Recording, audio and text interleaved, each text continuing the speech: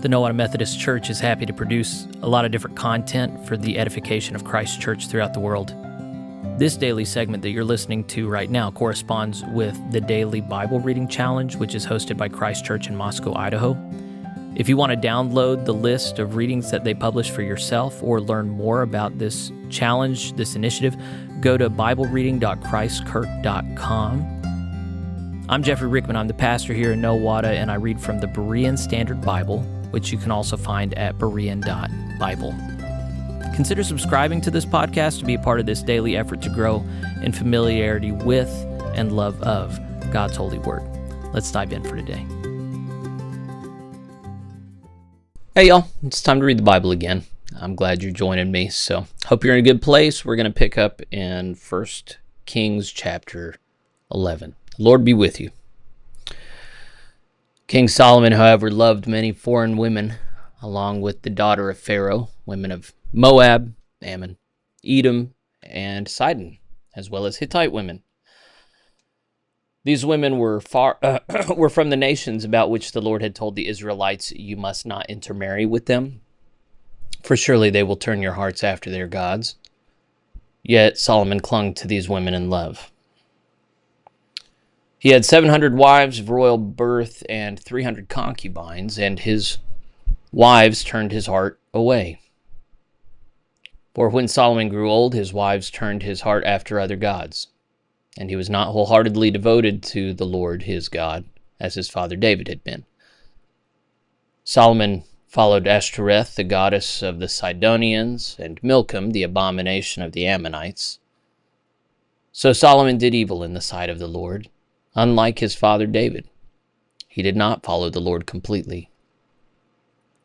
At that time, on a hill east of Jerusalem, Solomon built a high place for Chemosh, the abomination of Moab, and for Molech, the abomination of the Ammonites. He did the same for all his foreign wives, who burned incense and sacrificed to their gods. Now the Lord grew angry with Solomon because his heart had turned away from the Lord, the God of Israel, who had appeared to him twice. Although he had warned Solomon explicitly not to follow other gods, Solomon did not keep the Lord's command. Then the Lord said to Solomon, "Because you have done this and have not kept my covenant and my statutes which I have commanded you, I will tear the kingdom away from you and give it to your servant. Nevertheless, for the sake of your father David, I will not do it during your lifetime. I will tear it out of the hand of your son. Yet I will not tear the whole kingdom away from him. I will give one tribe to your son for the sake of my servant David and for the sake of Jerusalem, which I have chosen." Then the Lord raised up against Solomon an adversary, Hadad the Edomite, from the royal line of Edom. Earlier, when David was in Edom, Joab, the commander of the army, had gone to bury the dead and had struck down every male in Edom. Joab and all Israel had stayed there 6 months until he had killed every male in Edom.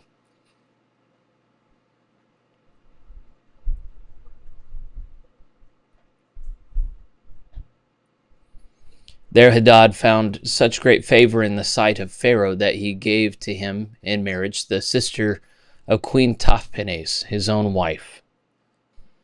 And the sister of Tahpenes bore Hadad a son named Genubath. Tahpenes herself weaned him in Pharaoh's palace, and Genubath lived there among the sons of Pharaoh. When Hadad heard in Egypt that David had rested with his fathers and that Joab, the commander of the army, was dead, he said to Pharaoh, "Let me go, that I may return to my own country." But Pharaoh asked him, "What have you lacked here with me that you suddenly want to go back to your own country?" "Nothing," Hadad replied, "but please let me go." And God raised up against Solomon another adversary, Rezin, the son of Eliada, who had fled from his master, Hadadezer, king of Zobah, and had gathered men to himself.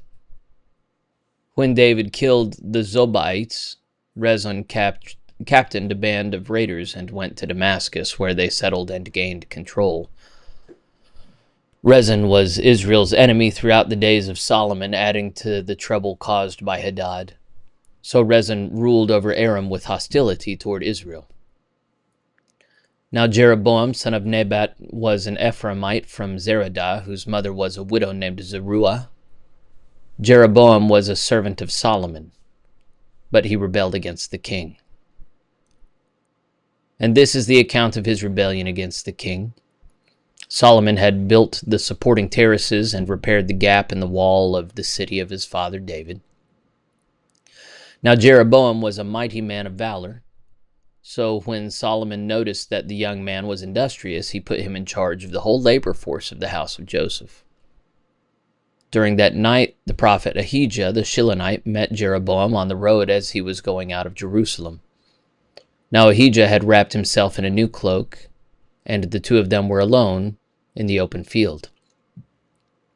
And Ahijah took hold of the new cloak he was wearing, tore it into 12 pieces, and said to Jeroboam, "Take 10 pieces for yourself, for this is what the Lord, the God of Israel, says. Behold, I will tear the kingdom out of the hand of Solomon, and I will give you 10 tribes. But one tribe will remain, for the sake of my servant David, and for the sake of Jerusalem, the city I have chosen out of all the tribes of Israel. For they have forsaken me, to worship Ashtoreth, the goddess of the Sidonians, Chemosh, the god of the Moabites, and Milcom, the god of the Ammonites. They have not walked in my ways, nor done what is right in my eyes, nor kept my statutes and judgments as Solomon's father David did.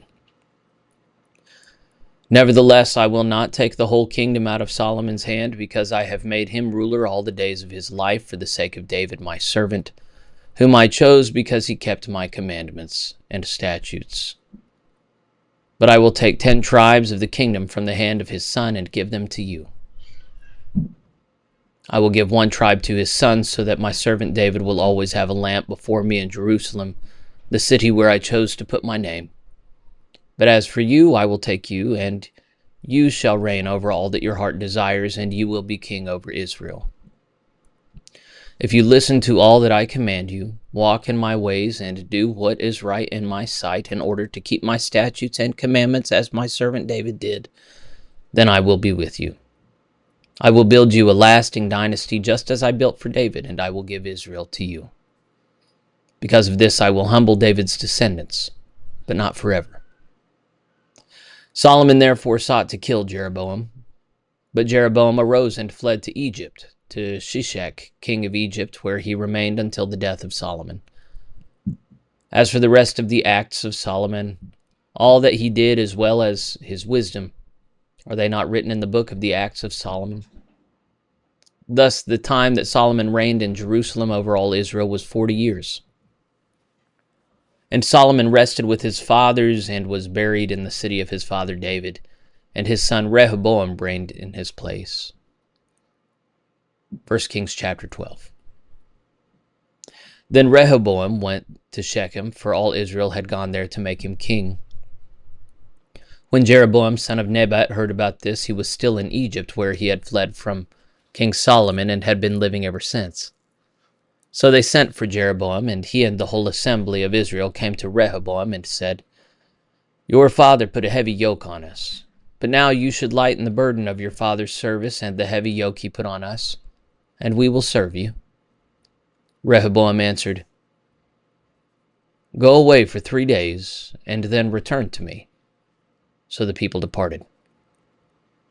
Then King Rehoboam consulted with the elders who had served his father Solomon during his lifetime. "How do you advise me to respond to these people?" he asked. They replied, "If you will be a servant to these people and serve them this day, and if you will respond by speaking kind words to them, they will be your servants forever."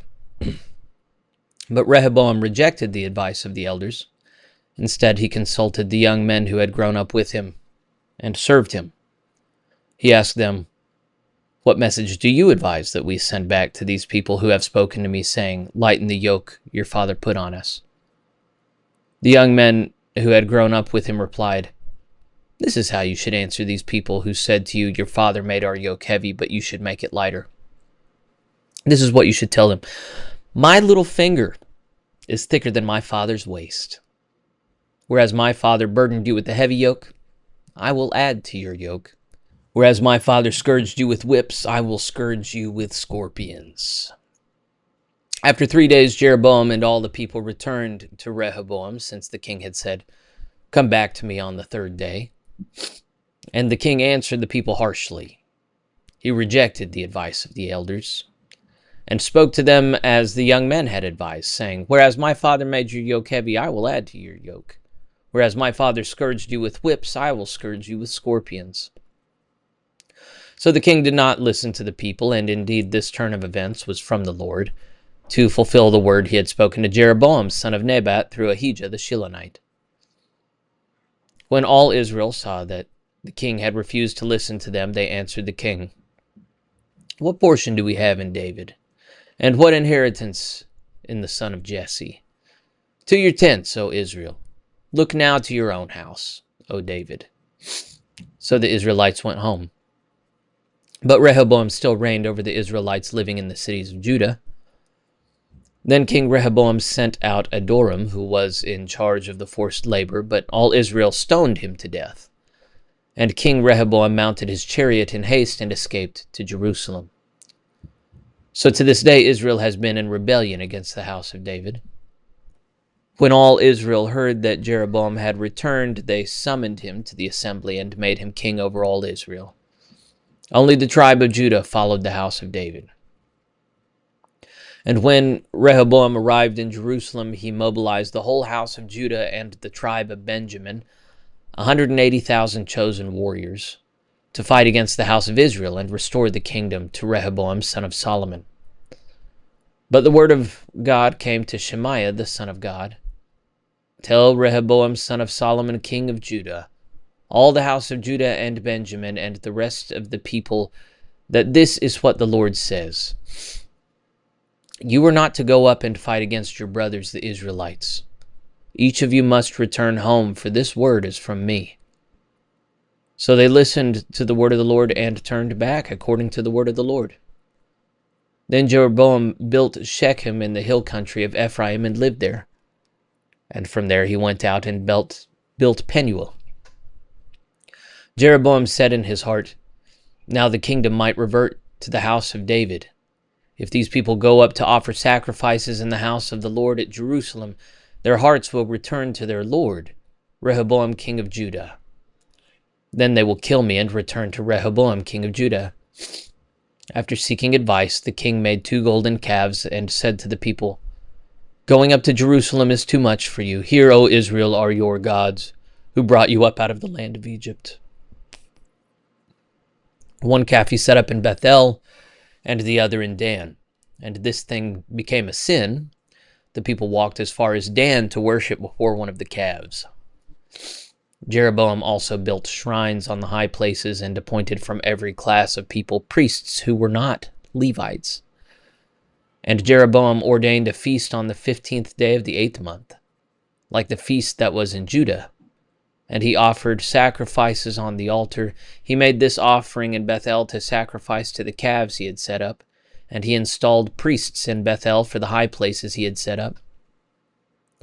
On the 15th day of the 8th month, a month of his own choosing, Jeroboam offered sacrifices on the altar he had set up in Bethel. So he ordained a feast for the Israelites, offered sacrifices on the altar, and burned incense. 1 Kings chapter 13. Suddenly, as Jeroboam was standing beside the altar to burn incense, there came a man of God from Judah to Bethel by the word of the Lord. And he cried out against the altar by the word of the Lord, O altar, this is what the Lord says. A son named Josiah will be born to the house of David, and upon you he will sacrifice the priests of the high places, who burn incense upon you, and human bones will be burned upon you." That day the man of God gave a sign, saying, "The Lord has spoken this sign. Surely the altar will be split apart, and the ashes upon it will be poured out." Now when King Jeroboam, who was at the altar in Bethel, heard the word that the man of God had cried out against it, he stretched out his hand and said, "Seize him."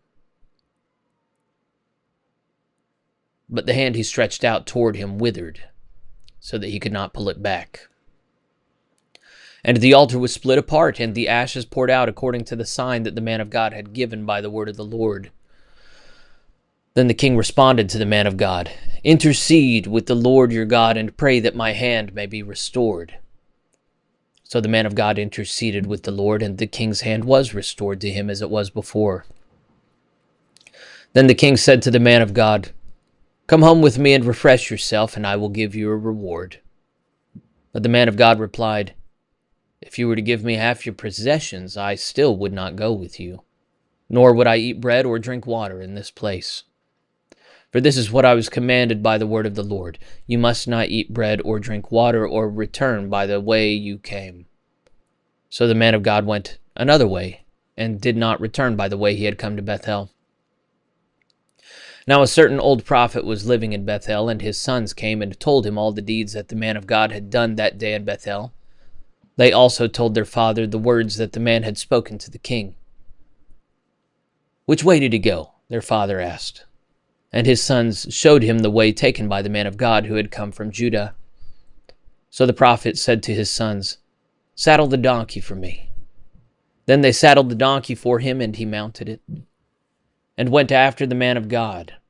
He found him sitting under an oak tree and asked, "Are you the man of God who came from Judah?" "I am," he replied. So the prophet said to the man of God, "Come home with me and eat some bread." But the man replied, "I cannot return with you or eat bread or drink water with you in this place. For I have been told by the word of the Lord, you must not eat bread or drink water there or return by the way you came." Then the prophet replied, "I too am a prophet like you. And an angel spoke to me by the word of the Lord, saying, Bring him back with you to your house so that he may eat bread and drink water." The old prophet was lying to him. But the man of God went back with him, ate bread in his house, and drank water. While they were sitting at the table, the word of the Lord came to the prophet who had brought him back. And the prophet cried out to the man of God who had come from Judah, "This is what the Lord says. Because you have defied the word of the Lord and have not kept the commandment that the Lord your God gave you, but you went back and ate bread and drank water in the place where he told you not to do so, your body shall never reach the tomb of your fathers." And after the man of God had finished eating and drinking, the old prophet who had brought him back saddled the donkey for him. As he went on his way, a lion met him on the road and killed him, and his body was left lying in the road, with the donkey and the lion standing beside it. And there were men passing by who saw the body lying in the road with the lion standing beside it, and they went and reported this in the city where the old prophet lived.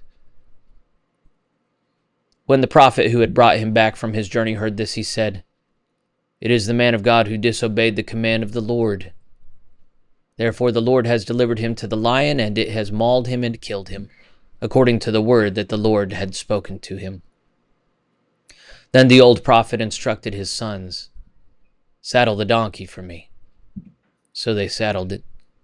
And he went and found the body lying in the road with the donkey and the lion standing beside it. The lion had not eaten the body or mauled the donkey. So the old prophet lifted up the body of the man of God, laid it on the donkey, and brought it back to his own city to mourn for him and bury him. Then he laid the body in his own tomb, and they lamented over him, "Oh, my brother." After he had buried him, the prophet said to his sons, "When I die, you must bury me in the tomb where the man of God is buried. Lay my bones beside his bones." For the message that he cried out by the word of the Lord against the altar in Bethel and against all the shrines on the high places in the cities of Samaria will surely come to pass. Even after these events, Jeroboam did not repent of his evil ways. But again, he appointed priests for the high places from every class of people. He ordained anyone who desired to be a priest of the high places. And this was the sin of the house of Jeroboam that led to its extermination and destruction from the face of the earth. 1 Kings chapter 14. At that time, Abijah, son of Jeroboam, became ill. And Jeroboam said to his wife, "Now get up, disguise yourself so they will not recognize you as my wife, and go to Shiloh. For Ahijah the prophet is there. It was he who spoke about my kingship over this people. Take with you 10 loaves of bread, some cakes, and a jar of honey. and go to him. He will tell you what will become of the boy." Jeroboam's wife did as instructed. She arose and went to Shiloh and arrived at Ahijah's house. Now Ahijah could not see, for his eyes were dim because of his age.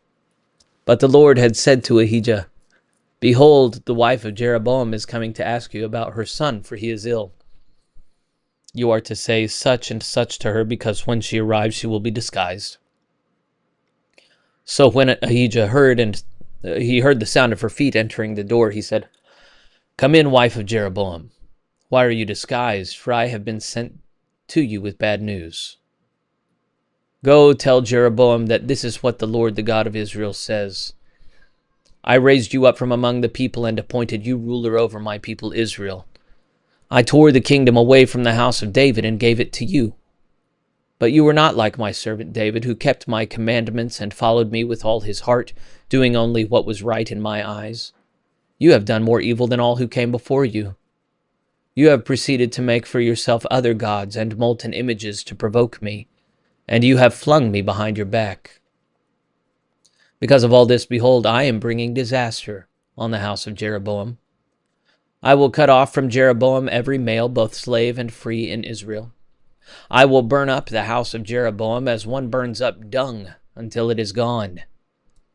Anyone belonging to Jeroboam who dies in the city will be eaten by dogs, and anyone who dies in the field will be eaten by the birds of the air. For the Lord has spoken. As for you, get up and go home. When your feet enter the city, the child will die. All Israel will mourn for him and bury him, for this is the only one belonging to Jeroboam who will receive a proper burial, because only in him has the Lord, the God of Israel, found any good in the house of Jeroboam. Moreover, the Lord will raise up for himself a king over Israel who will cut off the house of Jeroboam. This is the day, yes, even today. For the Lord will strike Israel as a reed is shaken in the water. He will uproot Israel from this good land that he gave their fathers, and he will scatter them beyond the Euphrates, because they have made their Asherah poles, provoking the Lord to anger. So he will give Israel over on account of the sins Jeroboam has committed and has caused Israel to commit. Then Jeroboam's wife got up and departed for Tirzah, and as soon as she stepped over the threshold of the house, the boy died. And they buried him, and all Israel mourned for him, according to the word that the Lord had spoken through his servant Ahijah the prophet. As for the rest of the acts of Jeroboam, how he waged war and how he reigned, they are indeed written in the book of the Chronicles of the kings of Israel. And the length of Jeroboam's reign was 22 years, and he rested with his fathers, and his son Nadab reigned in his place. Meanwhile, Rehoboam, son of Solomon, reigned in Judah. He was 41 years old when he became king, and he reigned 17 years in Jerusalem, the city the Lord had chosen from all the tribes of Israel in which to put his name. His mother's name was Naamah the Ammonite. And Judah did evil in the sight of the Lord. And by the sins they committed, they provoked him to jealous anger more than all their fathers had done. They also built for themselves high places, sacred pillars, and Asherah poles on every high hill and under every green tree. There were even male shrine prostitutes in the land. They imitated all the abominations of the nations the Lord had driven out before the Israelites. In the 5th year of Rehoboam's reign, Shishak, king of Egypt, came up and attacked Jerusalem. He seized the treasures of the house of the Lord and of the royal palace. He took everything, including all the gold shields that Solomon had made. Then King Rehoboam made bronze shields in their place and committed them to the care of the captains of the guard on duty at the entrance to the royal palace. And whenever the king entered the house of the Lord, the guards would bear the shields, and later they would return them to the guard room. As for the rest of the acts of Rehoboam, along with all that he did, are they not written in the book of the Chronicles of the kings of Judah? There was war between Rehoboam and Jeroboam throughout their days. And Rehoboam rested with his fathers and was buried with them in the city of David.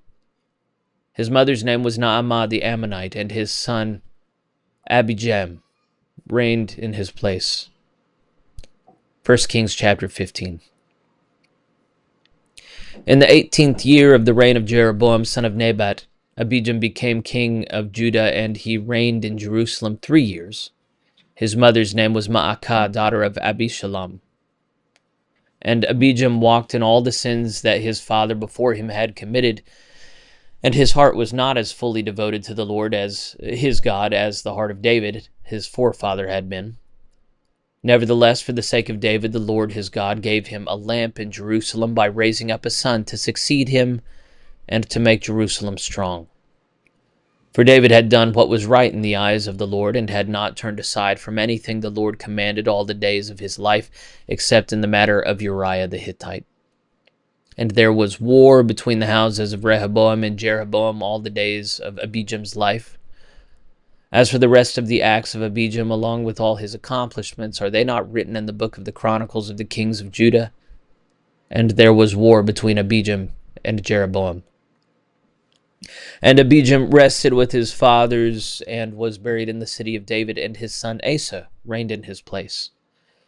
In the 20th year of Jeroboam's reign over Israel, Asa became king of Judah. And he reigned in Jerusalem 41 years.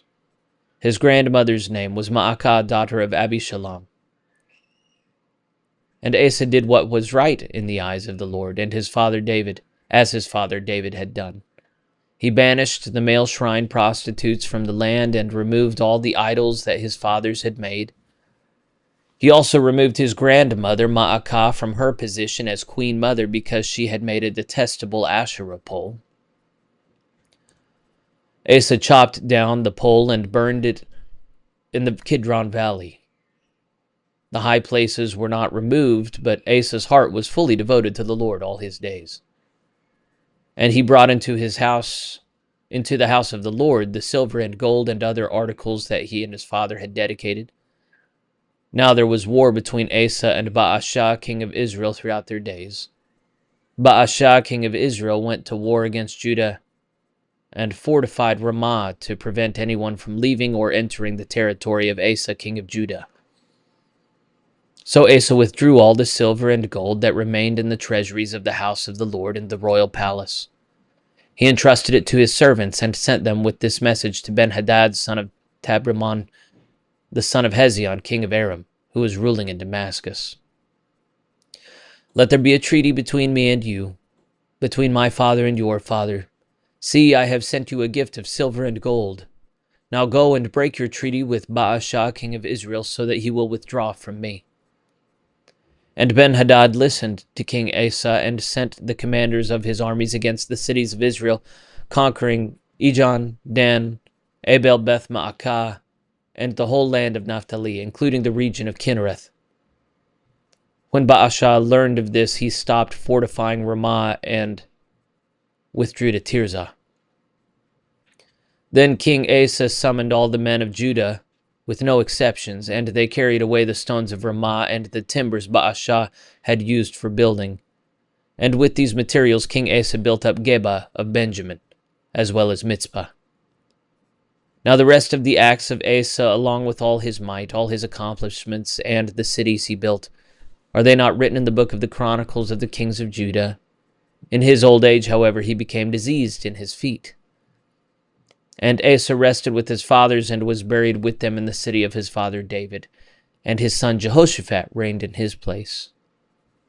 In the 2nd year of Asa's reign over Judah, Nadab, son of Jeroboam, became king of Israel, and he reigned 2 years. And he did evil in the sight of the Lord, and walked in the way of his father and in his sin, which he had caused Israel to commit. Then Baasha, son of Ahijah, of the house of Issachar, conspired against Nadab, and Baasha struck him down in Gibbethon of the Philistines, while Nadab and all Israel were besieging the city. In the 3rd year of Asa's reign over Judah, Baasha killed Nadab and reigned in his place. As soon as Baasha became king, he struck down the entire household of Jeroboam. He did not leave to Jeroboam anyone that breathed, but destroyed them all, according to the word that the Lord had spoken through his servant Ahijah the Shilonite. because of the sins Jeroboam had committed and caused Israel to commit, and because he had provoked the Lord, the God of Israel, to anger. As for the rest of the acts of Nadab, along with all his accomplishments, are they not written in the book of the Chronicles of the kings of Israel? And there was war between Asa and Baasha, king of Israel, throughout their days. In the 3rd year of Asa's reign over Judah, Baasha, son of Ahijah, became king of all Israel, and he reigned in Tirzah 24 years. And Baasha did evil in the sight of the Lord, and walked in the way of Jeroboam and in his sin, which he had caused Israel to commit. All right, now we're going over to Proverbs chapter 3. My son, do not forget my teaching, but let your heart keep my commandments, for they will add length to your days, years, and peace to your life. Never let loving devotion or faithfulness leave you. Bind them around your neck. Write them on the tablet of your heart. Then you will find favor and high regard in the sight of God and man. Trust in the Lord with all your heart, and lean not on your own understanding. In all your ways acknowledge him, and he will make your paths straight. Be not wise in your own eyes. Fear the Lord and turn away from evil. This will bring healing to your body and refreshment to your bones. Honor the Lord with your wealth and with the first fruits of all your harvests. Then your barns will be filled with plenty, and your vats will overflow with new wine. My son, do not reject the discipline of the Lord, and do not loathe his rebuke. For the Lord disciplines the one he loves, as does a father the son in whom he delights. Blessed is the man who finds wisdom, the man who acquires understanding. For she is more profitable than silver, and her gain is better than fine gold. She is more precious than rubies. Nothing you desire compares with her. Long life is in her right hand. In her left hand are riches and honor. All her ways are pleasant, and all her paths are peaceful. She is a tree of life to those who embrace her, and those who lay hold of her are blessed. The Lord founded the earth by wisdom and established the heavens by understanding. By his knowledge the watery depths were broken open, and the clouds dripped with dew. My son, do not lose sight of this. Preserve sound judgment and discernment. They will be life to your soul and adornment to your neck. Then you will go on your way in safety, and your foot will not stumble. When you lie down, you will not be afraid. When you rest, your sleep will be sweet. Do not fear sudden danger, or the ruin that overtakes the wicked. For the Lord will be your confidence, and will keep your foot from the snare. Do not withhold good from the deserving, when it is within your power to act. Do not tell your neighbor, "Come back tomorrow and I will provide," when you already have the means. Do not devise evil against your neighbor, for he trustfully dwells beside you. Do not accuse a man without cause, when he has done you no harm. Do not envy a violent man or choose any of his ways, for the Lord detests the perverse, but he is a friend to the upright. The curse of the Lord is on the house of the wicked, but he blesses the home of the righteous. He mocks the mockers, but gives grace to the humble. The wise will inherit honor, but fools are held up to shame. The word of the Lord. Thanks be to God. All right, we're now officially in the Chronicles of the kings of Judah and Israel. Not the book Chronicles, but the stories chronicling their rise and fall, and which ones pleased the Lord and which ones didn't, and why, and some interpersonal stuff, some military stuff. It's all really interesting. Anyway, I hope you find it as interesting as I do. I wish I could know a lot more, and I bet there is a lot more from the archaeological record and other ancient accounts. So definitely something to study in your free time, right? Anyway, that'll be it for us today. We'll be back at it again tomorrow, so I'll see you then.